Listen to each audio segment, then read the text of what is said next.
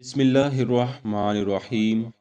نام ہے سخر، کنیت ہے ابو سفیان، اور ابو سفیان بن حرب بن امیہ کے نام سے جانے پہچانے جاتے ہیں۔ آپ کا خاندان بنی امیہ قریش کی نہایت مقتدر شاخ تھی، اور عقاب یعنی قریش کے قومی نشان کا حامل بھی آپ کا ہی خاندان تھا۔ اسی خاندان سے علمدار کے ارکان بنائے جاتے تھے، اور ظہور اسلام کے وقت اس عہدہ پر ابو سفیان بن حرب ہی ممتاز تھے۔ یعنی جب قریش میں کوئی جنگ چھڑنے والی ہوتی تو معززین قریش جمع ہو کر علمدار کے ہاتھ میں علم دیتے تھے۔ جب پیغمبر آخر الزمان حضرت محمد رسول اللہ صلی اللہ علیہ وآلہ وسلم نے اعلان نبوت فرمایا اور اسلام کا پرچم سر بلند فرمایا، تو اس کی سب سے زیادہ مخالفت بھی اسی خاندان قریش کے با اثر افراد نے کی، اور ابو سفیان بھی روسائے قریش میں تھے، اور آپ بنی ہاشم کے حریف بھی تھے، اس لیے آپ کو اسلام سے دوہری مخالفت تھی۔ یہی وجہ ہے رسول اللہ صلی اللہ علیہ وآلہ وسلم کی اعزاز رسانی، مسلمانوں کی مخالفت اور اسلام کے استحصال میں آپ سب سے زیادہ پیش رہتے تھے، اور اپنی تمام تر قوتیں اسلام کو مٹانے پر صرف کرتے تھے، حتیٰ کہ دعوت اسلام سے لے کر فتح مکہ تک آپ نے اسلام کی مخالفت اور اس کی بیخ کنی کا کوئی دقیقہ اٹھا نہیں رکھا۔ اسی مشن کی کامیابی کے لیے آپ اس وفد کے بھی رکن بنے جو رسول اللہ صلی اللہ علیہ وآلہ وسلم کے پیارے چچا حضرت ابو طالب کے پاس آپ کی شکایت لے کر بھی گیا تھا۔ یہی نہیں بلکہ رسول اللہ صلی اللہ علیہ وآلہ وسلم کو معاذ اللہ قتل کرنے کی جو سازش تیار ہوئی تھی، جس کے سبب سے آپ نے پھر ہجرت فرمائی تھی، اس سازش میں بھی ابو سفیان بن حرب کا نمایاں ہاتھ شامل تھا۔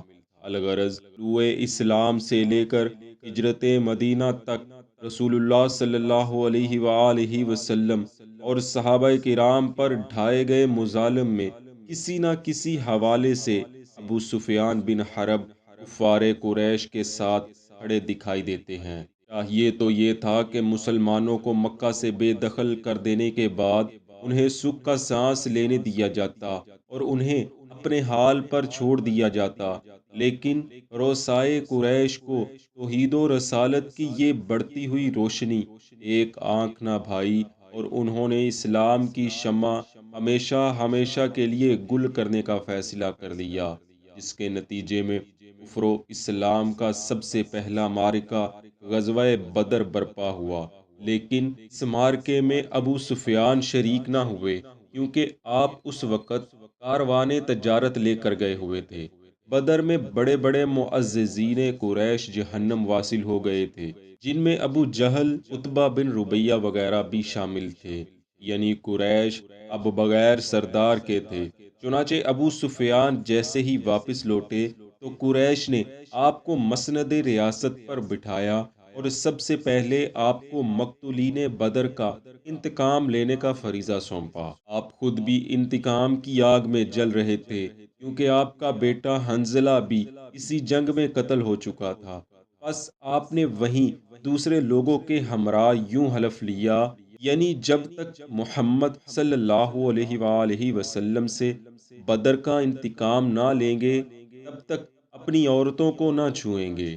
حلف لینے کے بعد آپ نے 200 سواروں کا دستہ لیا اور مدینہ کا سفر شروع کر دیا۔ مدینہ پہنچ کر آپ نے ایک یہودی حی بن اخطب کا دروازہ کھٹکھٹایا۔ یہ رات کا وقت تھا، لوگ گھروں کے دروازے بند کر چکے تھے۔ آپ دروازہ کھٹکھٹاتے رہے، لیکن حی بن اخطب نے دشمن کے ڈر سے دروازہ نہ کھولا۔ بالآخر آپ وہاں سے لوٹے اور بنی نصیر کے سردار اور خزانچی سلام بن مشکم یہودی کے پاس پہنچ گئے۔ اس نے آپ کا نہایت پرتپاک استقبال کیا، بڑی خاطر تواضع کی، کھانا کھلایا، شراب پلائی، اور آپ کو مہم سے متعلق بہت سی راز کی باتیں بتائیں۔ صبح ہوئی تو ابو سفیان نے اپنے دستے کو لے کر مدینہ کے قریب عریض پر حملہ کیا، اور کھجور کے باغوں کی ٹٹیاں جلا ڈالی۔ وہیں آپ کے لشکر نے ایک انصاری اور اس کے حلیف کو قتل کیا اور اسی پر اکتفا کرتے ہوئے واپس لوٹ گئے۔ جب نبی مکرم صلی اللہ علیہ وآلہ وسلم کو اس حملے کی خبر ہوئی تو آپ ابو سفیان کے تعاقب کے لیے تشریف لے گئے، لیکن اس وقت تک ابو سفیان بہت دور نکل چکے تھے، لہٰذا رسول اللہ صلی اللہ علیہ وآلہ وسلم مقام کرکرات القدر پہنچ کر واپس تشریف لے آئے۔ اس واقعے سے کفار قریش کا ابو سفیان بن حرب پر اعتماد تو بڑھ گیا، لیکن مقتولین بدر کا انتقام ابھی بھی باقی تھا، کیونکہ کھجوروں کے باغ کو جلانا یا دو غیر معروف لوگوں کا قتل سرداران قریش کے قتل کا نعم البدل تو نہیں ہو سکتا تھا۔ چنانچہ ابو جہل کا لڑکا اکرمہ، عبداللہ بن ابی ربیہ، صفوان بن امیہ اور جن جن لوگوں کے اعزاء و اقربا مارے گئے تھے، وہ ابو سفیان کے پاس پہنچے اور کہنے لگے، آپ ہمیں اپنے کاروان تجارت کا نفع دیں تاکہ ہم لوگ محمد صلی اللہ علیہ وآلہ وسلم کے مقابلے کا سامان کر سکیں۔ بس ابو سفیان نے فوراً اپنا حصہ ان کو دینے کا اعلان کر دیا۔ یوں قریش کے دوسرے سرداران نے بھی بڑھ چڑھ کر اپنا اپنا حصہ ڈالا، اور یوں اس وقت کے جنگی ساز و سامان سے لیس ایک لشکر جریر مقتولین بدر کا بدلہ لینے کے لیے تیار ہو گیا۔ ابو سفیان بن حرب نے اس کی قیادت کی اور اپنی فوجیں کوہ احد پر جا اتاریں۔ معرکہ احد برپا ہوا تو مسلمانوں کی جاں فروشی نے کفر کے ٹیڈی دل کو پسپا کر دیا۔ رسول اللہ صلی اللہ علیہ وآلہ وسلم نے صف بندی کے وقت ایک دستہ پشت پر حفاظت کے لیے متعین فرما دیا تھا کہ مخالفین عقب سے حملہ آور نہ ہو پائیں۔ جب اس دستے نے مشرکین کی پسپائی دیکھی تو مال غنیمت کے لیے اپنا مرکز چھوڑ دیا۔